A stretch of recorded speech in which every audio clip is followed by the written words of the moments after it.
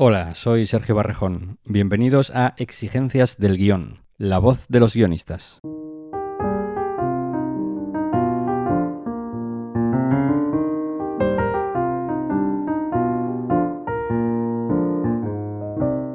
Después de crear los thrillers de éxito Hierro y Rapa para Movistar Plus, Pepe Coira y Fran Araújo vuelven a unir fuerzas en La Canción. Esta vez cambian de género para contar la historia de cómo España ganó Eurovisión en 1968. Paul Sánchez se reúne con ellos en las oficinas de Dama en Madrid para hablar de la creación de una serie que va mucho más allá de la actuación de Maciel en Londres e indaga en los entresijos del tardofranquismo.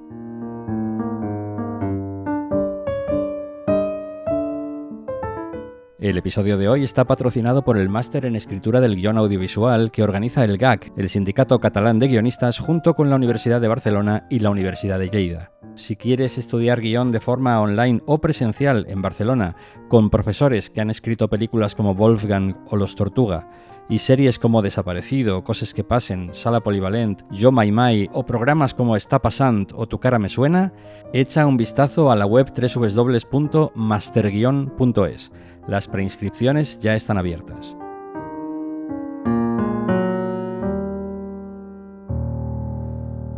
Hoy tenemos en Exigencias del Guión a Pepe Coira, bienvenido. Hola. Y a Fran Araújo, bienvenido. ¿Cómo estás? Muy bien. Hoy vamos a hablar de vuestra serie La Canción. Si tuvierais que hacer el pitch de la serie a día de hoy, ¿cómo la venderíais? Yo vendo muy mal, Pepe. Pues anda que yo. Pepe es el listo, las difíciles. No. A ver, el pitch yo creo que tendría que tener que ver con decir qué es lo que hay detrás de esa imagen tan icónica que es la de Maciel cantando el La La La en el Albert Hall y dando como un triunfo que es el de ganar Eurovisión por primera y penúltima vez, ¿no? Y qué había detrás de todo eso, ¿no? Y todo eso que significaba. Sin embargo, no es un biopic de Maciel, a pesar de lo que pudiera parecer. Yo cuando leí la noticia de que estabais trabajando en esta serie pensé, es un biopic de Maciel, y sin embargo no lo es cuando la ves. Para nada. No, de hecho nosotros, la parte importante del pitch es qué hay detrás, ¿no? Y detrás hay una operación detrás de todo esto que es un país, ¿no? Un régimen queriendo un triunfo y de hecho los protagonistas son dos ejecutivos de televisión que son los encargados de conseguir que eso salga adelante y de alguna manera la serie se llama La Canción porque es el viaje de esa canción, ¿no? Cómo se busca la canción, cómo se elige el intérprete, cómo el intérprete primero que se elige, que es Serrat, hay un problema político detrás y acaba en manos de Maciel, que es la que triunfa, ¿no? Pero además de todo eso es que además de los protagonistas no son ninguno de los dos intérpretes, son esos dos ejecutivos, es una especie de buddy movie de dos personajes intentando conseguir algo imposible que al final consiguen, pero no acaba todo tan bien como a priori parecía, ¿no? Hay algo que a mí personalmente me llamó mucho la atención y es toda la parte de Serrat. Yo he de reconocer que no conocía que él había sido el primer elegido para representar a España con esa canción. Sin embargo, sí que sé que algunos amigos míos lo conocían o no. ¿En qué momento sabíais cómo ibais a organizar? Me refiero, estaba la idea de que podíais ir siempre con Maciel, que podíais ir con el protagonista, a lo mejor con Serrat hasta que cambia, y sin embargo decidís ir con estos dos ejecutivos. A ver, de siempre estaba el contar todo el proceso. Nosotros sabíamos lo de Serrat y de hecho lo que nos interesaba de esta historia era cómo en esa historia estás hablando de un país, bueno, lo que acaba de comentarte Frank, ¿no? Y ahí es muy relevante todo lo que era el affair Serrat, ¿no? Entonces lo que encontramos una vez que nos pusimos en marcha con esto encontramos, yo creo que recordad que fue una propuesta de Frank, que era lo de hacerlo a partir de Esteban. Esteban es ese ejecutivo que está en la tele y que nos parecía que podía encarnar muy bien y como personaje de ficción nos daba toda la libertad para trabajar con él de lo que realmente representa vivir en un país en el que no hay libertades, ¿no? Y fue a partir de ese personaje que además que no tiene el menor interés ni en el mundo de la televisión, que a nosotros nos gustaba también mucho hablar de, porque es una serie que habla de música, pero habla de televisión, habla de política, habla de España, ¿no?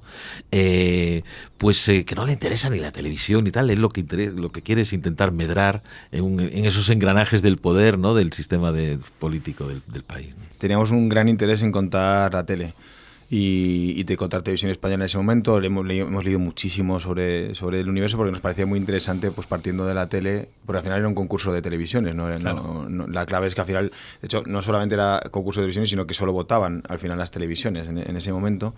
Y era una manera de contar, aparte de un microcosmo muy, muy interesante de televisión española en ese momento, porque en el fondo el régimen franquista estaba replicado a la perfección en la institución de televisión española. Por una parte estaba la parte franquista, por otra parte estaban los tecnócratas del Opus, y luego están esa gente joven, que son los técnicos a los que tienen que llamar porque son los que saben hacerlo, ¿no? Entonces era como un microcosmos perfecto para retratar la realidad del país, y como queríamos contar televisión, lo lógico es que la persona que se va a encargar de esto es este ejecutivo de televisión del que está hablando Pepe, que para esto es una especie de trasunto cutre y miserable de Suárez, ¿no? Suárez hizo toda su carrera política desde la tele, saltó a ser gobernador de Segovia y luego volvió a la tele, y de la tele él salta a la presidencia del gobierno. Entonces este tío quiere emular eso, pero desde un lugar mucho más mediocre, que es: quiero ser director de paradores, no quiero ser presidente del gobierno, ¿no? Y ese deseo de ambición que también nos permitía hablar del régimen y del sistema burocrático, de cómo la gente quería medrar, cómo funcionaban todas las cosas, pues era el vehículo, ¿no? Que es: quiero ganar Eurovisión no por algo maravilloso e increíble, sino para que me asciendan. Uh-huh.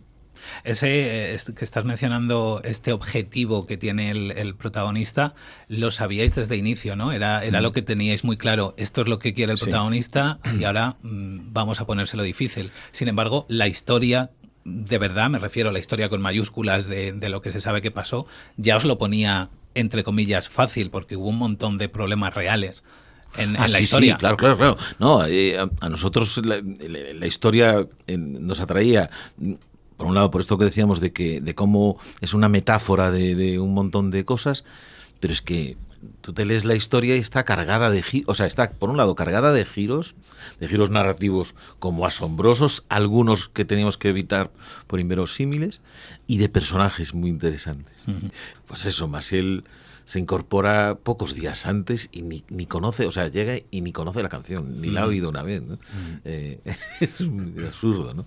Sí, incluso en cosas como lo de Serrat, ¿no? Que tú no lo conocías, pero la gente lo que sabía de Serrat era básicamente que quería cantar en catalán, y como no le dejaron, lo echaron, ¿no? Pero claro, cuando te pones a investigar, descubres que lo interesante es esa dicotomía de no es que tenga enfrente al régimen que está intentando no solamente no dejarle hacer lo que quiere, que es cantar en catalán, sino que es que él tiene unas presiones por los dos lados, ¿no? Toda la parte de la presión dentro de Cataluña, yo no era consciente de ella. Cuando te pones a investigar que mandaban discos rotos, que le ponían pintadas en casa, que a la discográfica le mandaban cartas amenazantes, todo eso, dices, hostias, ¿no? Entonces son cosas que fuimos descubriendo en la documentación, que yo creo que no son conocidas y que la gente se va a ir encontrando en la serie. Uh-huh.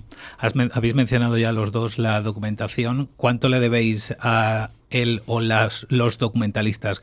Porque teníais documentalistas, ¿verdad?, que os ayudaron. No, a ver, en lo que era la documentación para escribir éramos nosotros. Ah, sí. Sí. No, luego sí fue muy importante en toda la parte de archivo, Patricia Fombella. Muy, muy importante. Pero ya en lo que era la búsqueda de imágenes, de archivo, que era también otra pieza fundamental. No, pero la documentación la hicimos nosotros, porque hay un montón de ella, y los dos tenemos como muchísima... somos bastante voraces con eso de encontrar información. Espíritu de historiadores y de documentalistas, ¿no? Sí, totalmente. Sí, de hecho, a mí me pasa yo he trabajado con documentalistas en la parte de escritura en otras ocasiones, y hay algo guay de que al final la documentación, muchas veces el tiempo que te dedicas a leer es el tiempo que dedicas a pensar, y que al margen de que alguien te pueda buscar documentos y tal, realmente tienes que leerlos y nosotros hicimos algo muy extenso. Compramos muchísimas revistas de segunda mano de la época, nos documentamos mucho con documentos concretos de la época. Por ejemplo, pues Fraga, por ejemplo, escribía un dietario y se publicaron muy poco después con el día a día que hacía. Teníamos todas las revistas del Corazón, de televisión, y era muy guay porque no solamente veías los hechos concretos sobre esto, sino que estabas viendo la España día a día de qué era lo que rodeaba a los personajes, ¿no? Entonces dedicamos mucho y leímos muchos libros sobre la historia de la tele, hemos leído hasta la biografía de uno de los fundadores de la discográfica catalana de Serrat para ver las partes en las que hablaba de esto, buscamos... Entonces le debemos mucho, de hecho las mejores ideas no son nuestras, son todas robadas de la realidad. Los dos tenéis mucha experiencia escribiendo y produciendo series de televisión. ¿En algún momento cuando estabais en los inicios de desarrollando este proyecto, os dio vértigo pensar que teníais que llegar al clímax y escribir en el guión interior Royal Albert Hall, Londres? Porque a nivel de producción ya a mí me daría ya vértigo. Yo creo que nos estimulaba muchísimo y había algo muy chulo. Sí, totalmente. Ya luego es ver cómo se hace, ¿no? Pero claro, piensas en el Albert Hall y, bueno, no sé, lo primero que te salía era el hombre que sabía demasiado, ¿no? Aquella macroescena de tal, y decía, hey, nos vamos a ese escenario, ¿no? Y la gala en sí está cargada de giros. La votación es una cosa disparatada, ¿no? Sí, de hecho, respecto a la pregunta que nos hacías antes, claro, nosotros al principio no sabíamos cuántos capítulos eran y teníamos muy claro que sí que íbamos a ser unos ejecutivos, que íbamos a empezar en la tele, o sea, teníamos más o menos claro que íbamos a seguir por orden temporal las cosas y tal. Y de alguna manera la serie se decantó en ser 3 capítulos cuando decidimos que queríamos que el último capítulo fuese la gala. Que eso también, o sea, es una decisión puramente creativa y nos marcaba mucho. Al final, pues tienes, pues mira, pues Serrat, tenemos unos personajes que necesitamos presentarlos, poner en marcha la serie. Sabemos que Serrat va a aparecer en la mitad del 1 y que Maciel tiene que aparecer en la mitad del 2, porque necesitamos el tiempo suficiente para contar Maciel hasta la gala, porque sabíamos que el 3 era la gala. Claro, el hecho de contar la gala, además de que tiene un montón de giros y que tiene un montón de contenido, también era un tema de que si voy a hacer el Albert Hall y nos vamos a meter en ese lío, vamos a estar allí mucho tiempo. Que luego a la hora de producción lo que nos llevó es básicamente a tener que construir, está construido entero el escenario en, no 1-1, pero era muy grande, encontrar el sitio donde meterlo era muy difícil, porque teníamos muchos puntos de vista y sabíamos que teníamos que estar muchos días ahí y sabíamos que luego el resto eran efectos, ¿no? Y luego el resto del tiempo fue buscar pasillos curvos, que eso fue lo que más nos costó, porque a lo mejor claramente arquitectónicamente es un edificio circular, era muy evidente, entonces sabíamos que teníamos que con esas piezas conseguir contar la gala. Estoy entendiendo por lo que dices que no rodasteis en el Albert Hall en ningún momento. No, Era imposible. ¿no? Pues da el pego totalmente. Yo he estado varias veces en el Albert Hall porque viví en Londres mucho tiempo y lo estaba viendo y digo, no soy capaz de saber si es real o lo han hecho decorado. Todos agradecemos este comentario. Sí, te lo va a agradecer mucho toda la gente de efectos, José Tirado de arte. Está muy, muy currado, está genial. Sí, sabíamos que era el gran reto, ¿eh? O sea, éramos muy conscientes. De hecho, pues una gran parte de los recursos se fue ahí y mucha parte del proceso de reescritura era conseguir aquilatar la serie para poder mantener los recursos en eso, porque sabemos que si no quedaba bien nos la íbamos a pegar. Es la primera gala que hicieron en color, aunque por supuesto aquí se vio en blanco y negro, y es el gran referente, el festival de la canción de Eurovisión. Si eso no tenía ese brillo en la serie, como que no estábamos haciendo el trabajo, ¿no? Claro, y luego a nivel técnico, que supongo que para los principales oyentes del podcast, o sea, a la hora de decidir, o sea, nosotros primera parte teníamos la suerte de que Movistar Plus da muchísima libertad con el formato en cuanto a número de capítulos y tal, y entonces eso nos lleva a que no teníamos que pensar en estirar para llegar a un formato determinado, sino que realmente teníamos la libertad maravillosa de poder nosotros decidir cómo sentíamos que se contaba mejor la historia. Entonces nosotros lo que hacíamos es nos documentamos durante 6 meses y a medida que teníamos un documento único donde íbamos incorporando todas las cosas que encontrábamos por orden cronológico. Entonces teníamos un montón de información colocada por orden cronológico, que era un documento que teníamos online y que Pepe metía, yo leía, de alguna manera nos repartíamos las lecturas para poder ser ágiles y cada vez que uno encontraba, oye, esto creo que merece la pena que te lo leas también, íbamos como rellenando ese primer documento de información y luego hay que discriminar qué quieres contar y qué no. Y claro, a la hora también de saber esto, además de los personajes y saber, vale, uno va a entrar aquí, otro va a salir aquí, necesitamos contar esto de Maciel, nos va a llevar más o menos medio capítulo, sí que en el momento en el que tuvimos claro cuáles eran los finales de los capítulos, te marca, porque al final tú a la hora de decidir cuántos capítulos tienes que saber que tienes algo interesante que contar, pero luego vas a acabar en un lugar que dices, vale, merece la pena. Entonces eso de alguna manera, cuando encontramos los finales fue cuando decantamos definitivamente que eran 3. Y a mí me da la sensación, o me dio la sensación viendo la serie, que no sé si decir la salida de Serrat o la entrada de Maciel, que es lo mismo, que viene a ser lo mismo porque están a la par, o sea, funcionan casi como el midpoint de la historia. Así Absolutamente. Es así. Es así. Estructuralmente es así. Y claro, o sea, nosotros la cosa que teníamos muy clara es que queríamos que fuese a toda hostia. O sea, claro, nosotros venimos del thriller, ¿no? Y nos apetecía un montón trabajar en otro tono, en otro registro, en algo muy diferente, pero sí que sabíamos y teníamos claro que queríamos mantener una tensión constante y de hecho esos cambios, o sea, tanto el arranque de la serie, encontrarlo fue lo más difícil porque es como queremos ponerlo en marcha pronto, pero la serie empieza por un secundario que pasa a uno que tienes que presentar o sea, ponerla en marcha era costoso y teníamos que conseguir hacerlo muy rápido. Y ese midpoint teníamos que conseguir pasar de un cantante a otro también muy rápido, porque si no la serie se caía, ¿no? Y técnicamente yo creo que fue una de las cosas más exigentes de cómo resolvías eso. Pero luego la gala pues había que escribirla y era muy difícil, pero... En la gala hay dos... bueno, en la gala no, hay dos situaciones. Una previa a la gala y una ya en la gala, que no sé si fueron reales o si... Yo me imagino que sí, pero quiero que me lo confirméis. Uno es la fonía de Maciel. ¿Cierto? Eso era cierto. ¿Y el tema de los zapatos? Falso. Falso. Eso... hemos decidido no decir a lo que es verdad y lo que es mentira, porque nos hace más gracia que la gente luego lo busque y tal. Pero ya que estamos aquí y tal, la realidad es que lo único que nos inventamos de verdad, en plan cambio de los hechos, es lo de los zapatos. Pues funciona de maravilla también. También viene de un problema técnico, que es durante la gala el protagonista de la serie es ejecutivo de televisión y durante la gala el protagonismo se pasaba a Maciel. Entonces necesitamos mantener a nuestro protagonista en objetivo y mantener el tono de la serie, que es la serie al final es un tío al que le pasan 1000 putadas y que tiene que conseguir salir adelante y cómo la resuelve, que es donde se mantiene un poco esa brillantez del pícaro español, ¿no? Entonces, en ese capítulo necesitábamos que ese personaje estuviese activo todo el capítulo y cuando se nos ocurrió los zapatos era la manera de resolver tener un personaje todo el tiempo en paralelo a la gala haciendo algo que tenía el mismo tono y la misma energía que el resto de la serie. Claro, porque si no, en el clímax el protagonista vuestro quedaría totalmente fuera y pasivo. Era un espectador más, efectivamente.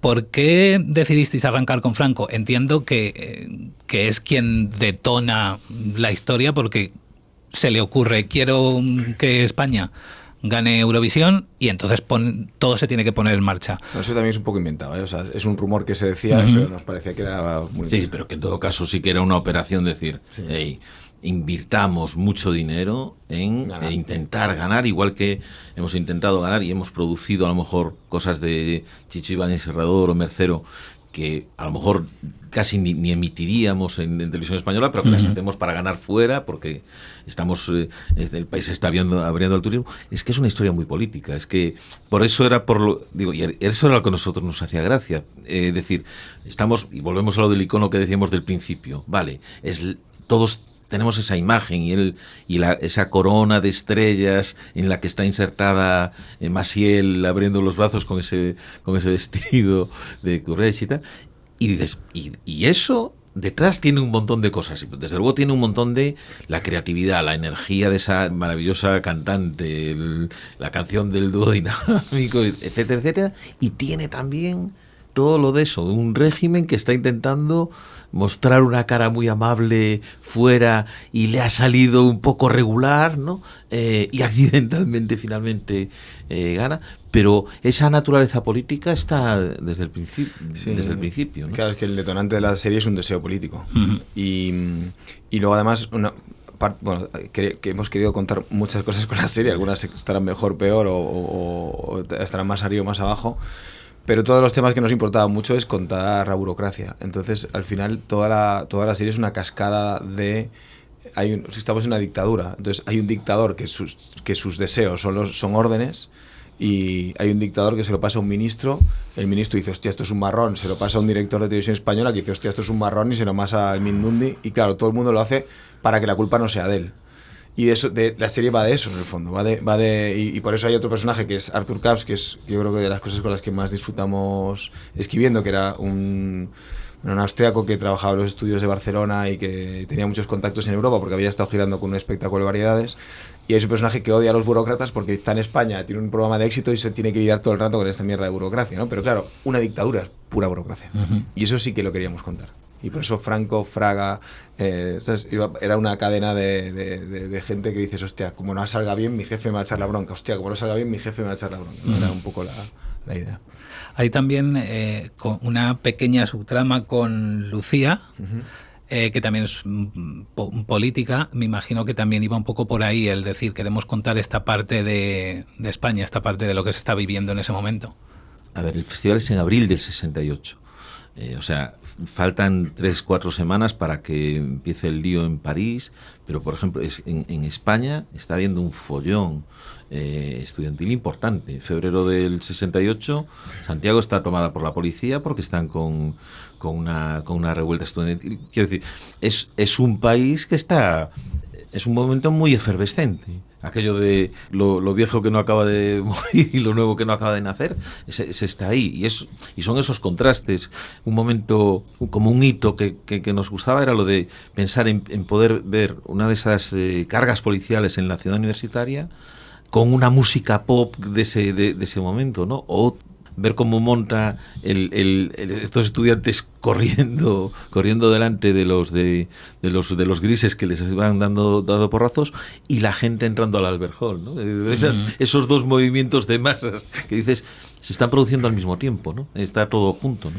También hay algo también de responsabilidad, porque estamos contando una historia musical, pero en realidad es que está pasando en ese contexto y nosotros sí que sabíamos que queríamos un tono muy concreto y el tono nacía, pues al final la serie empieza por una escopeta que está temblando y detrás está Franco que dice, este tío ya tiene Parkinson y ya no es el que era, pero era un hijo de puta. Y hay algo de que el tono, de alguna manera, es un tono que se asemeja al cine de esa época, desenfadado, lúdico, tal, pero lo que pasa es que en el cine de esa época, lo que pasa es que no se enseñaba la otra parte. Y nos parecía muy interesante cómo jugar con esa sensación de estar viendo una peli de los años 60, pero enseñando lo que no se podía enseñar en los 60, ¿no? Y era pues a nivel ya, o sea, no sé, moral, era como... Y claro, de producción era una parte muy compleja y todo el rato viendo algo, de verdad esto hace falta porque es que es muy complicado y claro, entonces es que la serie sin esto no vale. O sea, pues yo no me sentiría cómodo contando esto con ese rollo desenfadado. Entonces estaríamos haciendo como estas pelis yeyes que se hacían en ese momento, ¿sabes? Que todos estos artistas te hicieron sus pelis yeyes musicales y tal, y España era un sitio maravilloso donde no pasaba nada. Y era como muy interesante eso. Y luego el personaje de Lucía y en su relación con Esteban era... O sea, el arco emocional y de los dos personajes era muy importante construirlo y Lucía hace ese arco dentro de ese movimiento estudiantil.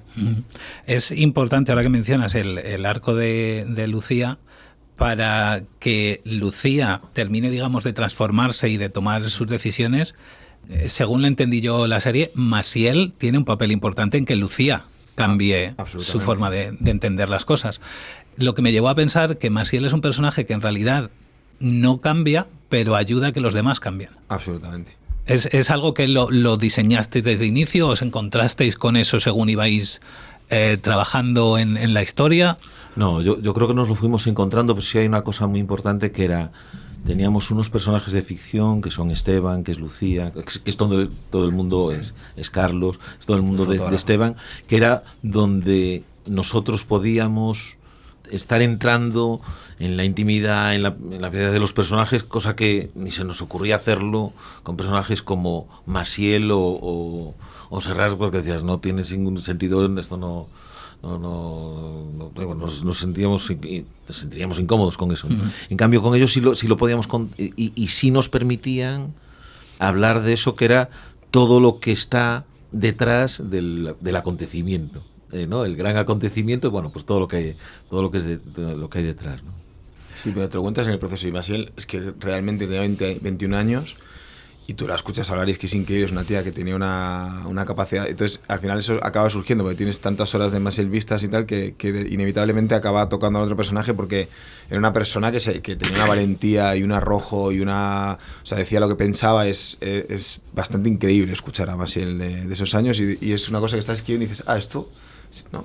Lo vas encontrando, esto se tiene que tocar, ¿no? Porque está tan cerca que se tiene que tocar. Es un personaje realmente arrollador el de Maciel. ¿Cuánto había del personaje real y cuánto aporta Carolina Juste? Bueno, eso. Todo y todo. Claro, no, o sea, claro, Carolina lo ha mencionado en alguna entrevista, lo de el número de veces que se vio, por ejemplo, un programa que luego fue censurado porque empezaba a decir unas cosas que simplemente no podían emitir Televisión Española en aquel momento ni de broma, ¿no? Pero es una fuerza de la naturaleza, ¿sabes?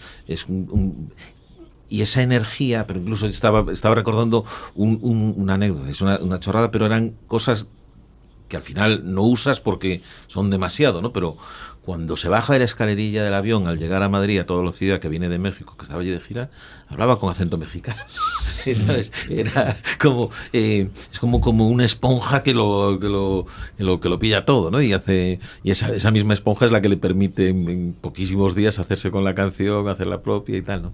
Y hay algo muy semejante en la energía que proyecta Carolina Juste como actriz, ¿no?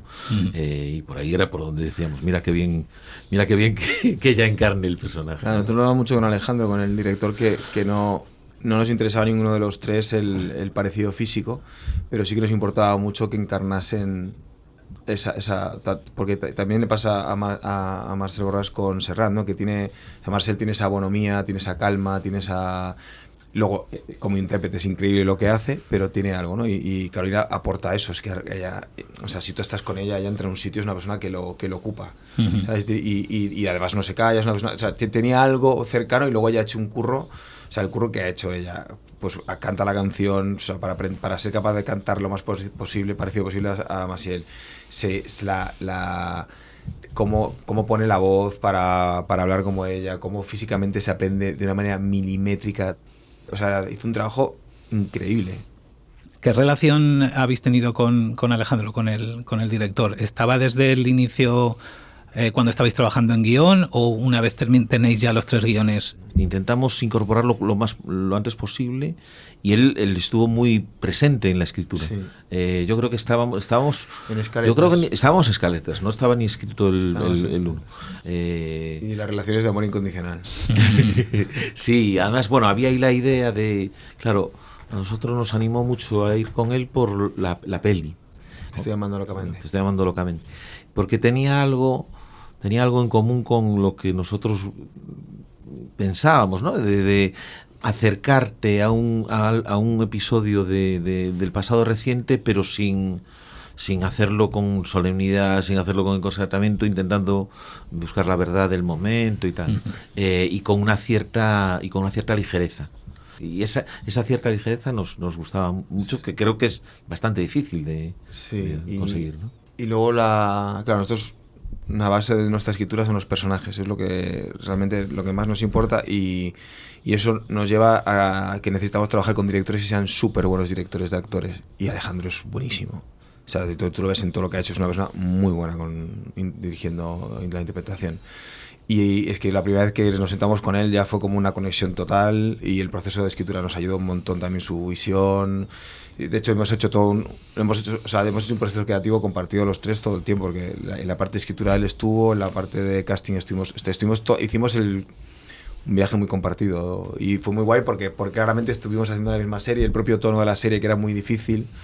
Pues al final es como, bueno, nosotros teníamos claro el tono que queríamos, pero luego hay que conseguir a los intérpretes que sean capaces de encajar con ese tono y luego hay que ser capaz de dirigirlo y encontrarlo. Claro. Y la verdad que fue una experiencia muy feliz. Habéis mencionado a lo largo de diferentes preguntas que os he hecho, habéis mencionado que teníais un documento compartido, habéis mencionado escaletas. Hablemos un poco de cómo es el proceso de vuestro trabajo, desde que tenéis la idea. ¿Cómo vais desarrollándola poco a poco? ¿Cómo es ese proceso? ¿Cómo os gusta trabajar? A ver, es un proceso como muy informal, muy desorganizado. Por teléfono, porque él vive en Lugo. Sí, estamos a 500 kilómetros de distancia habitualmente. Y hablamos, bueno, lo típico es hablar por la mañana un buen rato, tanto del proyecto como de la vida y del tiempo, ¿no? Pero quizá en este caso era un poco particular respecto a las otras series que hemos hecho, porque esta tenía mucho de documentación y mucho de... Entonces había esa cosa de hacer ese documento en el que íbamos incorporando todo lo que íbamos leyendo y encontrando y tal, ¿no? Pero si no es eso, es decir, nos tiramos un montón de tiempo hablando antes de escribir nada. Yo soy un poco más... yo necesito más que Fran escribir. Como tengamos algo que corregir.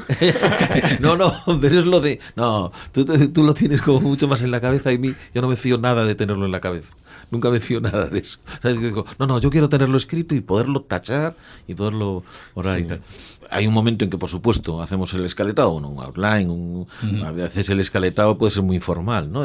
Antes del escaletado, ¿hacéis algún tipo de tratamiento previo entre...? No, hacemos un outline. Generalmente lo que hacemos es como buscar las escenas obligatorias, las escenas que son importantes, que a veces no las desarrollamos, se ponen en 2 líneas. Y también para saber que estamos estructurando bien toda la... O sea, cuáles son las cosas importantes que pasan dónde, ¿no? Y para saber un poco...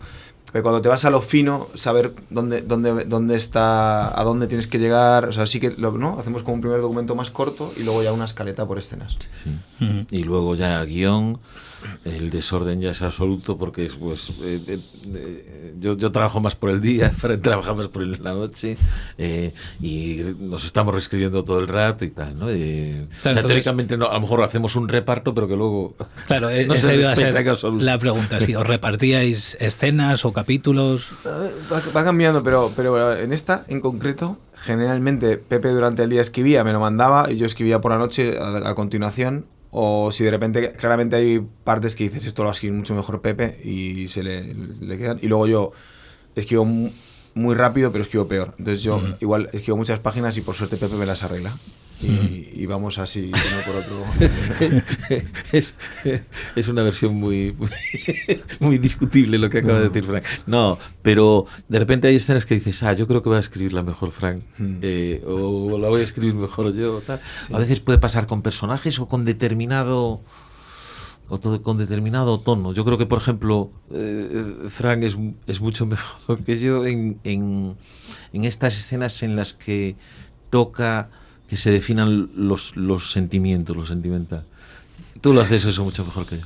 Y él me quita las frases donde me paso. Yo a él le añado las frases en plan, Pepe, tío, esto no se entiende, te has quedado gordo, y le añado un poco, él me quita a mí, oye, aquí esto es muy obvio. Sí, yo soy como el frugal.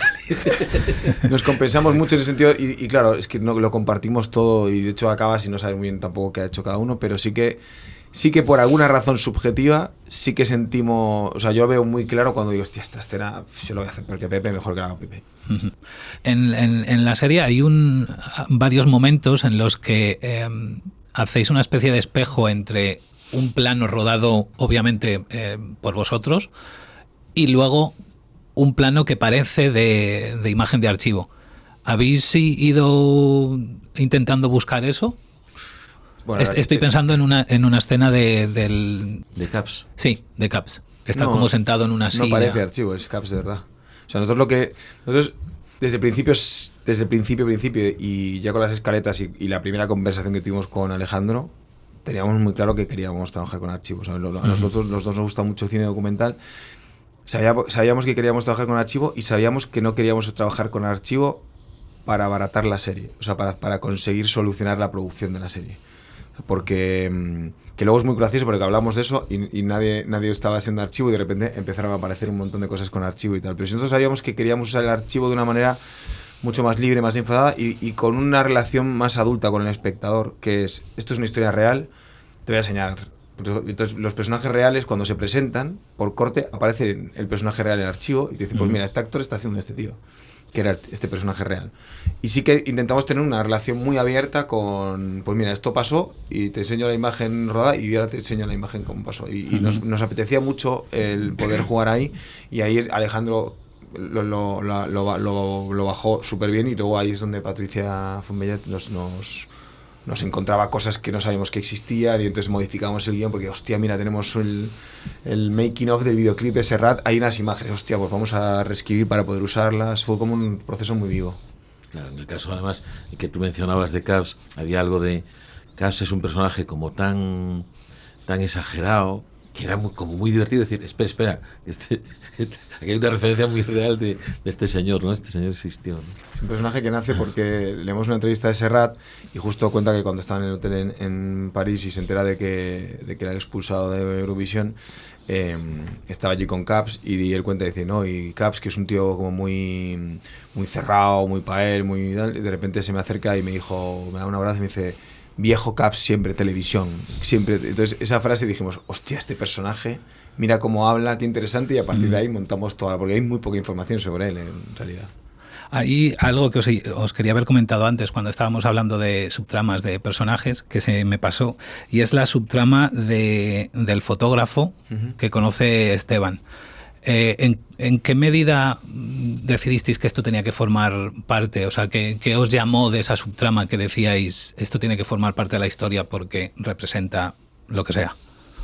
Como estaba ese tema de que hablábamos de lo de que era muy político y estábamos hablando de un país en el que no había libertad, y tenemos este personaje que es como ese Suárez mediocre, ese que ha decidido que vale, estoy colocado aquí y voy a intentar subir lo más posible en esta pirámide tan complicada y tal, renunciando a un montón de cosas, ¿no? Y Carlos representaba toda esa renuncia.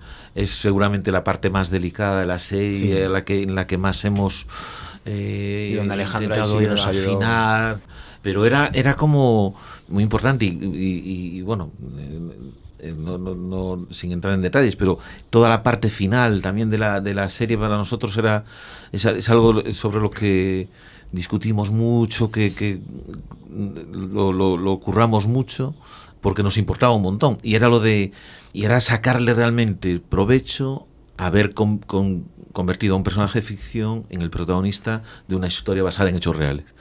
Para eso lo queríamos. Y yo creo que tras eso siempre está la primera pregunta de qué quiero contar, ¿no? Porque estoy haciendo esto, qué quiero contar. Y claro, nosotros sabíamos que no queríamos contar un viaje épico y acabar en una tía ganando Eurovisión, queríamos contar otra cosa.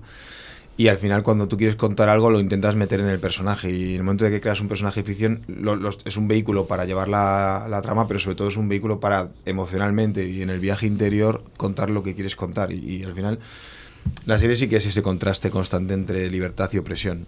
Y la serie navega constantemente, lo que decía Pepe, ¿no? La imagen está hay una carga policial, pero está sonando la música pop. O sea, todo el rato estábamos jugando con ese elemento.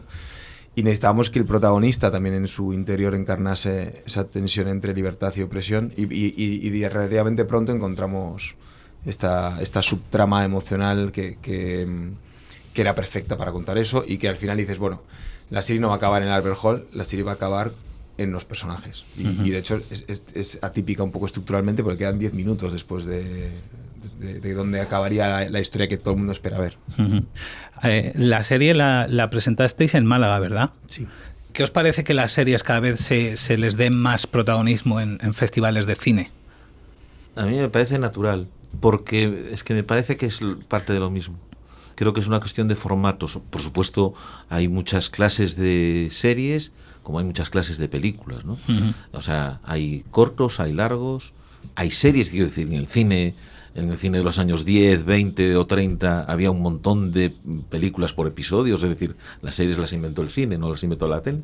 Entonces, esa línea, a mí me parece una línea que está llena es muy, muy porosa, ¿no? Yo no lo sé muy bien, y hay tantos casos, no sé, luego del Festival de Cannes, cuando un año premia a la mejor juventud y otro año retira de concurso Carlos, la de Assayas, ¿no? Porque la mejor juventud, o Fanny Alexander, bueno, hay tantas cosas que dices, pero ¿dónde está? ¿Qué es lo que lo separa? Yo no lo sé. Claro, y luego yo creo que hay una razón práctica, que yo creo que al final, en una industria que es limitada, que hay un número concreto de autores, O sea, al final yo creo que al margen de si es cine o es tele, es una obra. Para mí es eso. O sea, de hecho la tele yo la entiendo como una obra artística de la misma manera, y no es la estupidez esta del cine, las series son cine. Eso me parece como, o sea, al final a nivel relato, hay relatos seriados y hay relatos, y escribir una peli es el arte de la síntesis, y en una serie tienes, o sea, son... A nivel de escritura son oficios diferentes, pero al final es una obra. Y como obra, y como las personas que están detrás de la obra, yo entiendo que los festivales no se quieren perder algunas de las mejores obras que se hacen este año, porque la realidad es que en España, desde un tiempo a esta parte, muchas de las mejores obras de ficción están en la tele. Y creo que a nivel industria, gran parte del riesgo de las obras más arriesgadas, más novedosas, más estimulantes, se han estado haciendo en la tele. Entonces, no tiene sentido que los festivales dejen de tener esas obras por esa distinción entre las dos partes. Pepe, Fran, muchísimas gracias por venir a Exigencias del Guión. Un placer. Espero que con alguna otra serie nos volvamos a ver. Venga, a ver si nos dejan.